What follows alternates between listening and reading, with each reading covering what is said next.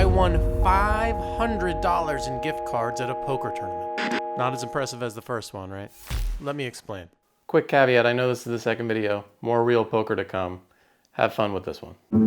About 3 weeks after I won the tournament at the bike, my friend Tom called me up and invited me to a charity poker tournament. Not just any charity poker tournament, Jason Alexander's annual tournament to support WeSpark.org. More on them later.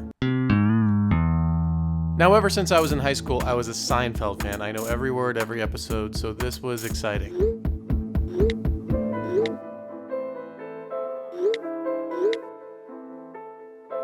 And then I kind of won it. That's right, I was on a heater. Not much at stake here, but I got the trophy and the gift cards, and I started planning my future as a poker player. It hasn't exactly taken off from there, but it's time again for another Jason Alexander Celebrity Poker Tournament, and this time I'm returning as the reigning champ. Hi, Jason Gallagher. I've seen your name. 2 years ago, you got this. As soon as we show up, we run into a familiar face. You lie because you're an actor. I'm not an actor. How are you? He's an actor. He knows that I'm a liar. One of my favorite poker personalities, the one and only Norman Chad, who right out of the gate calls me a liar and an actor, which are both untrue. He's a liar professional. Yeah, I'm saying he does it all the time. Quick pit stop here. I'm currently editing an indie film and the director just happens to be at this tournament. So we stop and we talk and get a seat and start chatting, and I get recognized from my vlog. Ran into another vlogger. Hello, Marty Poker. Marty Poker. Marty Poker. Check him out. He's a real nice guy. Check out his stuff. It's not beautiful like yours, but I'm not the I don't know. I don't believe it. I believe it's beautiful, Marty. Everything's beautiful. Thanks. Good to see you, man. It just kind of blew my mind a little bit. It was pretty funny. Thanks for watching. Let's get back to it. Thanks for everyone who spoke before me for whipping the audience into a frenzy. So, some bad news as we start. Jason Alexander is not there. Kevin Pollak is taking his place. But I'm a huge Pollak fan, and he couldn't have been nicer when he participated in a charity event I helped with during the pandemic, so it was a fine substitute in my eyes. Plus, he's got a killer home game about 10 minutes from my house, I hear, and we're going to try to play there soon, so stay tuned. We do have some gamblers in the house. I'm going to tell you the only gambler's joke that I know that I just love. And if you've heard it, shut the fuck up. Plastic surgeon in Beverly Hills, one day, thriving practice, doing very, very well. One day he gets a voice in his head that says, sell everything and move to Las Vegas. Yeah, great. He ignores the voice. It goes on every day, and then every couple hours, and then every 5 minutes, sell everything and move to Las Vegas. Finally, after 6 weeks of this, he literally loses his mind and sells everything. He's in the car, he's driving to Vegas, pulls into town, the voice says, go to the Bellagio. Me. Pulls into the Bellagio, walks in, and the voice says, go to the roulette wheel. I hate roulette. Go to the roulette wheel. Goes to roulette wheel, he's standing there, and the voice says, put everything on 22. Everything on 22. He puts his life savings, everything on 22. Round and round and round, the ball goes, finally stops on 17, and the voice says, fuck! And the guest of honor was Bryan Cranston. WeSpark, I'm here because of that relationship and relationship with people that I love here. But we're also here to play some poker. Seriously, this charity is amazing. They support cancer patients with everything they need, and they're just really great people. And I only got to know it after I won this tournament, but they're all so sweet and wonderful, and they do amazing work, and everyone raves about their services. So if you're in Los Angeles and have the need for something like this, please check out WeSpark.org. Or if you're looking for a charity to donate to, they're a great one. Now let's get to some terrible charity tournament poker. The first interesting hand I get into, we have one limper. I bump it up to 3 times the big blind, and everybody folds, including the nicest lady at the table, Valerie. She really got on my case for raising. I can't raise? You are the shill. Charity tournament poker is a little tricky. There's some guys there that are really trying to win the thing, and then there are some players that just don't know what they're doing. So you kind of have to navigate this gauntlet of poker players. Next hand I get queen jack in middle position. I flat the big blind. I'm just calling because I want to get in the pot, and if I hit something I'm going to bet because everyone just seems to be going all in with anything. So I hit top pair and I bet, and that takes it down. That's about it for the winning for me. Let's see how I lose these chips. With the big blind at about 600 chips, early position raises at 1 click, and I call with the king 5 suited in the big blind. There's 4,200 in the pot. The flop comes jack 5-2. The small blind bets 1 big blind, and I call to see if I can hit 2 pair or something because I just know she has the jack. The turn is a brick. She bets 1,000. I fold. That's pretty much how it's going to go.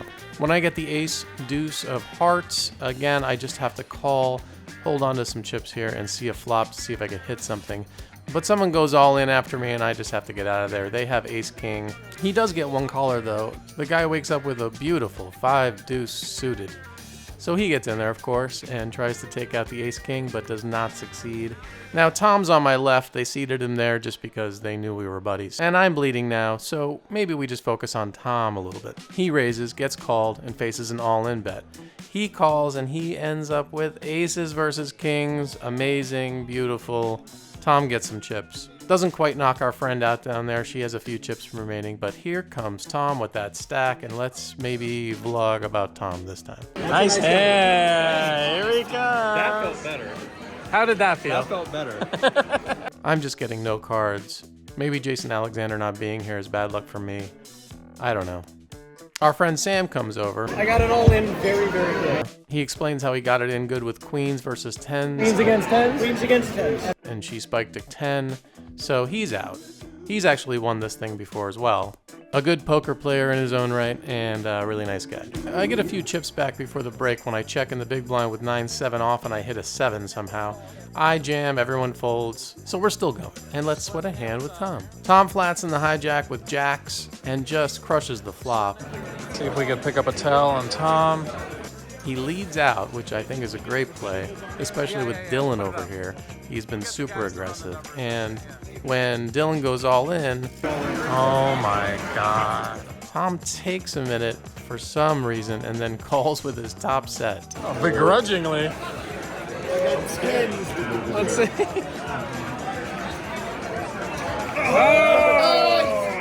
Oh, he's got a straight draw. No, I missed. Dylan. So let's get to my final hand. I get it in with king 3 off with, I think, 2 big blinds. And I just run into a brick wall here. Pocket eights, ace king, and my rags. And then good old Marty Poker comes by and jinxes me real good. I feel a wave of threes coming in. All right, yeah, me too. Let's go. Just kidding, it wasn't even close. The repeat is not in the cards. Alexander, you really hung me out to dry here.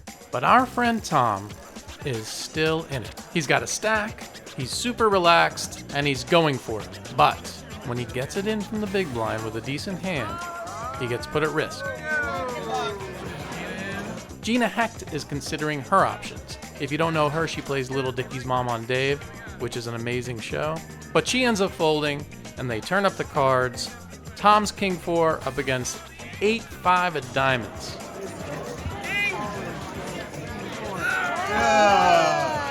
God, what a disaster.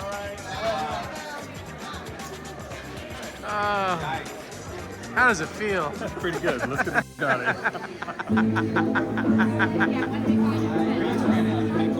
What did we learn here? Besides having a lot of fun, I think it's just too easy to let our guard down, no matter what the situation. Photo ops, poker legends, Hollywood celebrities, it's no different than bright lights on a feature table or playing in a new casino in a different country. You have to rise above and play the game that will win, whether it's against pros or Valerie.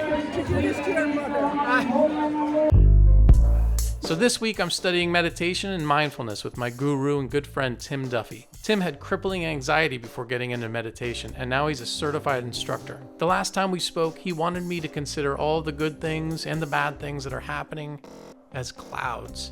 Things that drift by, but eventually leave. Just a few lessons in, and I know it's going to make a huge difference. But just like anything else, I'm going to have to stick with it. So I went in a king, and I left a pawn. Not much to speak of, Norman Chad withstanding. This weekend I went to the mountains for one night.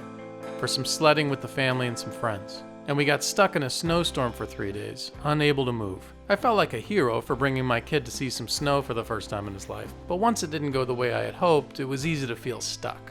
You have to pivot and make the best of it. Figure out how to make it work and come out ahead. In this case, maybe stumble upon some poker chips in the laundry room and teach people how to play poker. As Tom Petty said, "It's good to be king, if just for a day." It keeps the fire alive for that one victory that's out ahead of you. That one sun run that could make it all worth it. But like all good things and bad things, those wins are just clouds. We gotta let them pass by and not let them inform our play in any one hand, at any one table, or in any one tournament. Be present, be open, and wait for some good cards. Thanks for watching.